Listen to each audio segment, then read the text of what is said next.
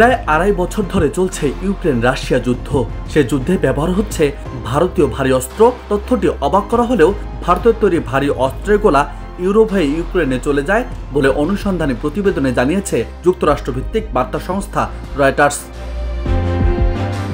জানা যায়, ভারতের তৈরি গোলা ইউরোপে বিক্রি করে ভারত, পরে সে গোলা ইউরোপের কয়েকটি দেশ হয়ে ইউক্রেনে চলে যায়। আর সে অস্ত্র রাশিয়ার সঙ্গে যুদ্ধে ব্যবহার করে ইউক্রেন। নাম প্রকাশ করা না শর্তে অন্তত 11টি সূত্র এমন তথ্য নিশ্চিত করেছে বলে জানিয়েছে বার্তা সংস্থা রয়টার্স।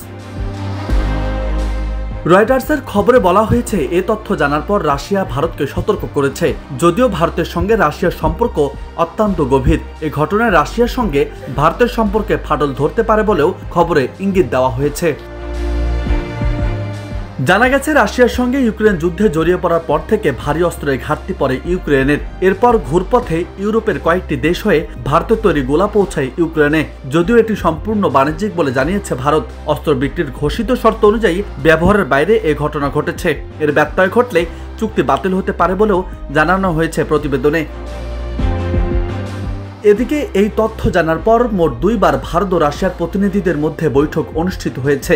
এর মধ্যে চলতি বছরের জুলাই মাসে অনুষ্ঠিত রাশিয়ার পররাষ্ট্রমন্ত্রী সের্গেই লাভরভ এবং ভারতের পররাষ্ট্রমন্ত্রী সহ ঊর্ধ্বতন 3 কর্মকর্তার বৈঠকে রাশিয়া এ বিষয়ে তাদের আপত্তির কথা জানিয়েছে।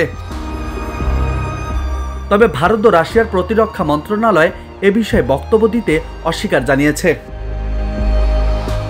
অন্যদিকে রয়টার্সের অনুসন্ধানে যে তথ্য পাওয়া গেছে, সে অনুযায়ী ভারত ইউরোপীয় দেশ ইতালি ও চেক রিপাবলিকের কাছে অস্ত্র বিক্রি করে। পরে সে অস্ত্র তা ইউরোপীয় ইউনিয়নের বাইরের দেশ, মূলত স্পেন হয়ে ইউক্রেনে চলে যায়। রাজু আহমেদ, বার্তা 24।